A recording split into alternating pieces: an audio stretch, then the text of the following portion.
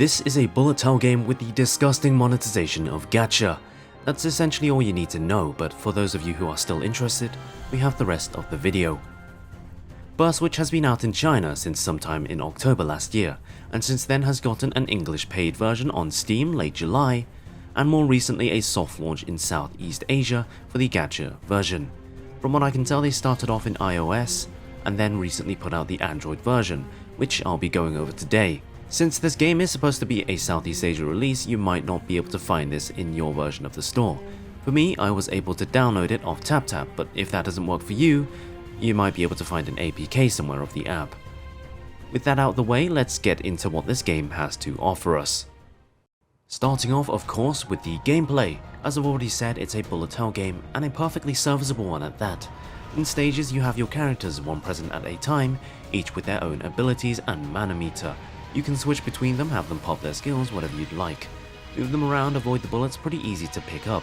The red glowing orb on your character is the actual hitbox, so it doesn't actually hurt your character until anything actually hits that. On the chance that a bullet grazes past your character close enough without actually hitting it, you'll get a sound effect and points.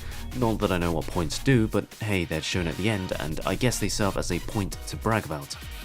They're also called duck points for some reason. Probably some odd translation, no, doesn't really matter too much. So far the game feels pretty good. It's not too easy as to let you auto through everything, or at least when I tried auto it really wasn't a pretty result. Indicators are very clear, and the colours of the enemy bullets stand out very well, making it for quite a nice gameplay experience. My one issue so far, however, is that I do get the occasional bit of lag. Not sure if it's because of the stages all being rendered in 3D along with some less than stellar optimization, or if it's just my side, which I'm running on a BlueStacks instance on a probably mid to low end PC, if that's relevant. Let me know if you have any answers for that. Moving on, for the character systems, there is a couple things to talk about. We have our standard leveling and promoting systems. To uncap levels, materials can be farmed on main stages, this is quite normal. And then we move on to the shard system. Now for the most part this is whale territory here. You see there's a good 9 extra stages you can get up from shards, each with new traits for the character.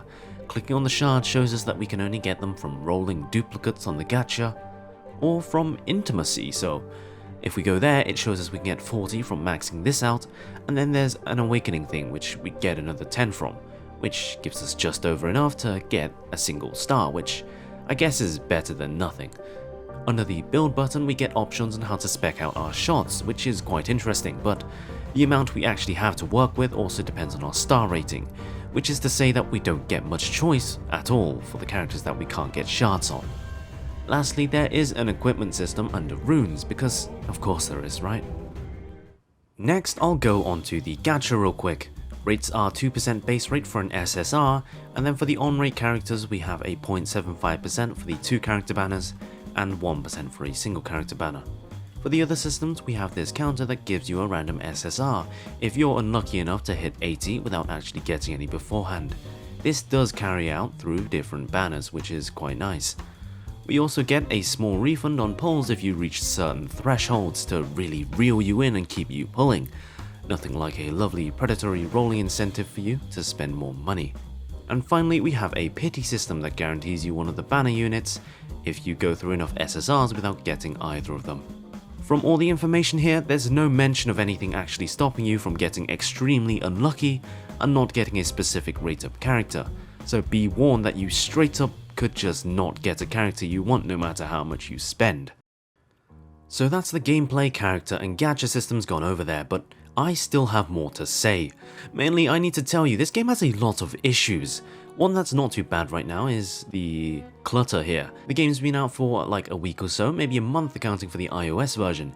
We already have sidebars with more icons than they can actually fit on the screen.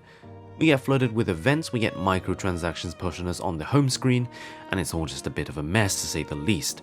There's also an issue with account linking. I started with a guest account and, I tried to link it after I decided, I'll play on for a bit. Then I realized I can't for the life of me find any way to link the account in any of these menus. Sometime the next day I got some prompt opening the app that let me do exactly that, but I can't replicate that, so I don't know how or why it decided to pop up then and not the past few days of me playing. But those two aren't the main issue. The biggest thing is that the game just outright broke. It's broken. Look at this shit. Menus overlaying over menus, literally can't do anything. This was before that account linking prompt, by the way, so I was pretty sure that I'd just lost my account basically, and if I wanted to keep playing I'd have to move on with a new one. Luckily that wasn't the case, it still let me transfer my account from the title screen. Or, well, maybe it wasn't that lucky, maybe this game just isn't worth playing. Either ways, now that I've told you all that, you might be able to tell that I really don't have much expectation for this game. It's a shame, it's a fun game. The gameplay itself is fun, it's good. Maybe as something to jump into every so often. But I guess if you've got that urge to play some simple coloured shape dodging, I guess it's back to Toho or what have you. Overall, I don't think you're missing too much if you decide not to play this.